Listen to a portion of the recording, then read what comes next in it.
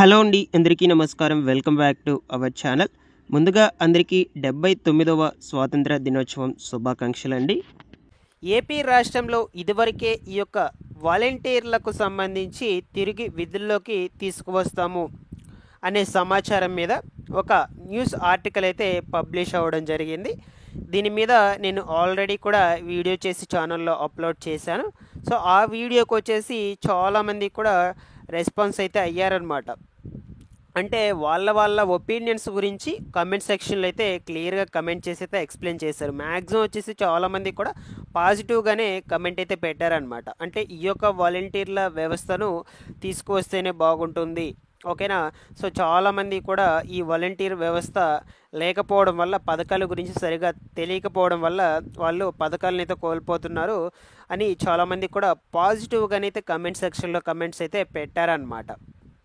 దీంతో పాటుగా కొంతమంది వచ్చేసి కొత్తగా దరఖాస్తులు చేసుకోవడానికి అవకాశం కల్పిస్తున్నారా, కొత్త వాలంటీర్ వ్యవస్థను తీసుకుంటున్నారా, లేదా పాత వాళ్ళనే కంటిన్యూ చేస్తున్నారా, ఓకేనా. కొంతమంది వచ్చేసి అసలు ఖచ్చితంగా 100% ఈ వాలంటీర్ల వ్యవస్థను తీసుకుంటారా లేదా. సో ఈ విధంగా చాలా రకాలుగా కామెంట్స్ అయితే అడిగారనమాట. సో నేను మీకు ఈ వీడియో ఎందుకు చేద్దాం అనుకుంటున్నానంటే, ఆ కమెంట్ సెక్షన్లో అడిగారు కదా వివిధ రకాల డౌట్స్ను, వాటన్నిటిని కలుపుకొని ఈ వీడియోలో క్లియర్గా అయితే ఎక్స్ప్లెయిన్ చేస్తాను మీరు అడిగినటువంటి డౌట్స్ అన్నిటికీ సంబంధించి. సో ఈ వీడియోను కూడా ఎండ్ వరకు చూడండి. ఎండ్ వరకు చూశాక మీకు ఇంకా ఏమైనా డౌట్స్ ఉన్నా సరే కమెంట్ సెక్షన్లో అడగండి. దాని తర్వాత ముందు రోజుల్లో అయితే క్లియర్గా ఎక్స్ప్లెయిన్ చేసుకుందాము. దాని తర్వాత వచ్చేసి మీ యొక్క అభిప్రాయం ఏంటి, ఈ వాలంటీర్ల వ్యవస్థను తిరిగి విధుల్లోకి అయితే తీసుకువస్తున్నారు కదా. సో జెన్యున్గా అయితే మీ యొక్క అభిప్రాయం ఏంటో కూడా కమెంట్ సెక్షన్లో పెట్టండి. దాని తర్వాత ఓకేనా, అందరి అభిప్రాయాలు ఏంటో కూడా తెలుసుకోవచ్చు. కమెంట్ సెక్షన్లో మ్యాక్సిమం అందరూ కూడా చూస్తారు కాబట్టి, ఓకేనా. సో ప్రతి ఒక్కరు కూడా వీడియోని ఎండ్ వరకు చూసి ఈ వీడియోకు లైక్ చేసి ఇన్ఫర్మేషన్ అందరికీ కూడా షేర్ చేయండి. మీరు కమెంట్ పెట్టే దగ్గర హైప్ అనే బటన్ అయితే ఒకటి ఉంటుంది, హైప్ అయితే ఇవ్వండి. ఈ వీడియోకి హైప్ ఇచ్చి ఇన్ఫర్మేషన్ అందరికీ షేర్ చేయండి. ఛానల్ని ఫస్ట్ టైం విజిట్ చేయడానికి వచ్చినటువంటి వాళ్ళందరూ కూడా సబ్స్క్రైబ్ చేసుకునేసి పక్కనే బెల్ ఐకాన్ అయితే ఉంటుంది, బెల్ ఐకాన్ క్లిక్ చేసి ఆన్లో అయితే పెట్టుకునేసి లైక్ చేసండి.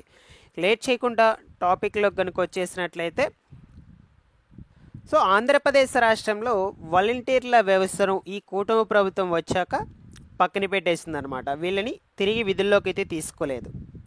అప్పటి నుంచి ఈ వాలంటీర్ల వ్యవస్థ మొత్తం కూడా ఖాళీగానే ఉంది, వాళ్ళని ఉద్యోగాలకు తీసుకోకపోవడం వల్ల, ఓకేనా. వీళ్ళందరూ కూడా చాలా వరకు ధర్నాలు అనేటువంటివి అయితే చేశారు. సో ప్రభుత్వం దృష్టికి అయితే తీసుకువెళ్ళారు. బట్ ప్రభుత్వం ఏ విధంగానూ స్పందన అయితే లేదనమాట, ఏ విధంగా కూడా స్పందించలేదు.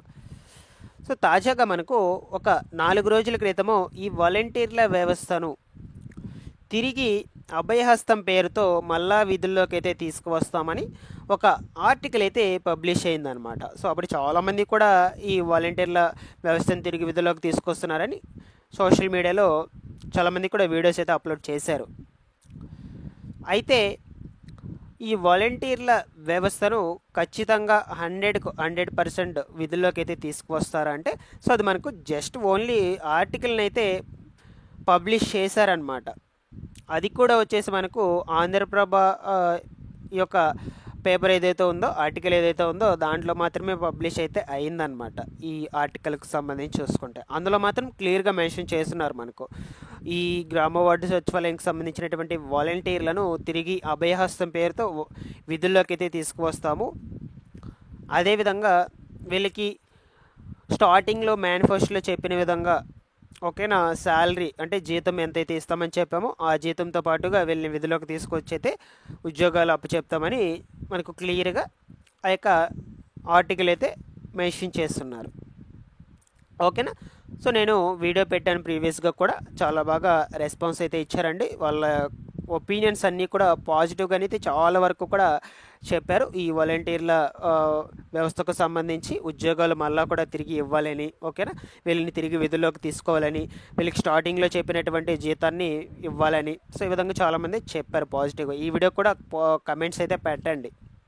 సో నా అభిప్రాయం ప్రకారం ఈ యొక్క వాలంటీర్ల వ్యవస్థను విధుల్లోకి తీసుకొస్తేనే మంచిదని అనుకుంటూ ఉన్నాను.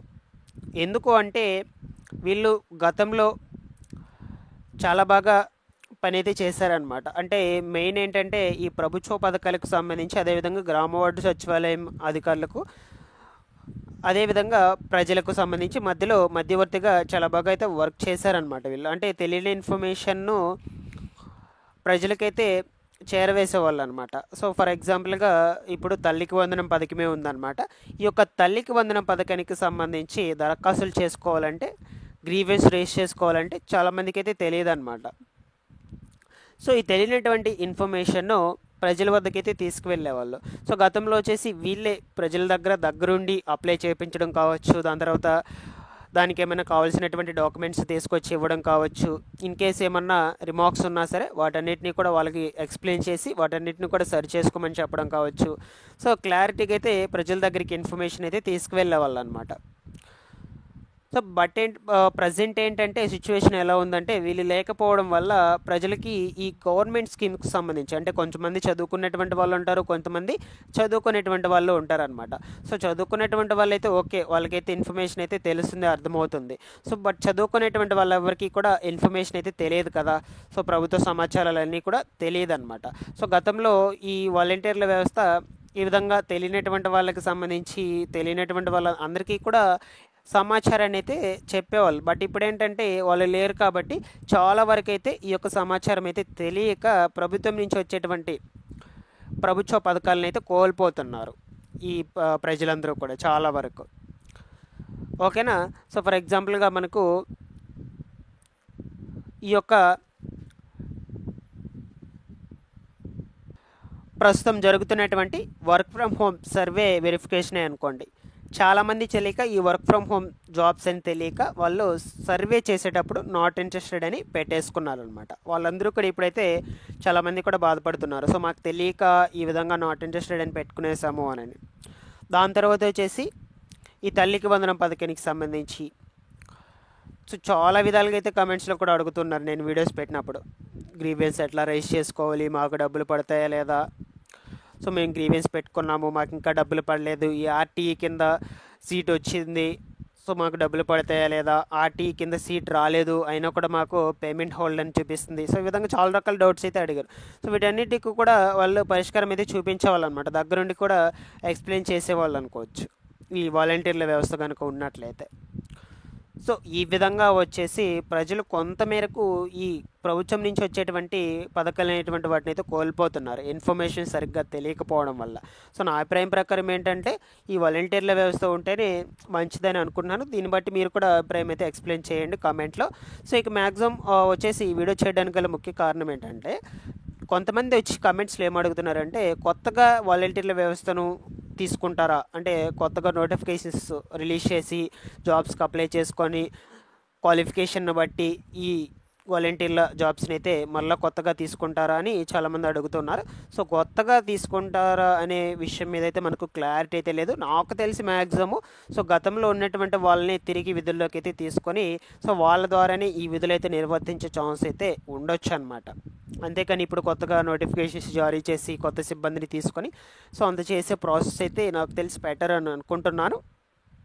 అందులోనూ గతంలో చాలామంది కూడా ఈ యొక్క ఉద్యోగాలకు రాజీనామాలు కూడా చేశారు, ఎందుకంటే వీళ్ళందరినీ కూడా విధుల్లో నుంచి పక్కన పెట్టేస్తున్నారనే యోచనలో వీళ్ళందరూ కూడా కోపాలతో చాలామంది కూడా విధులకైతే రాజీనామాలు చేశారు. సో వాళ్ళని తిరిగి విధుల్లోకి తీసుకుంటారంటే వాళ్ళు వన్స్ రాజీనామాలు చేశాక తిరిగి విధుల్లోకి తీసుకోవడానికి అవకాశమే లేదండి.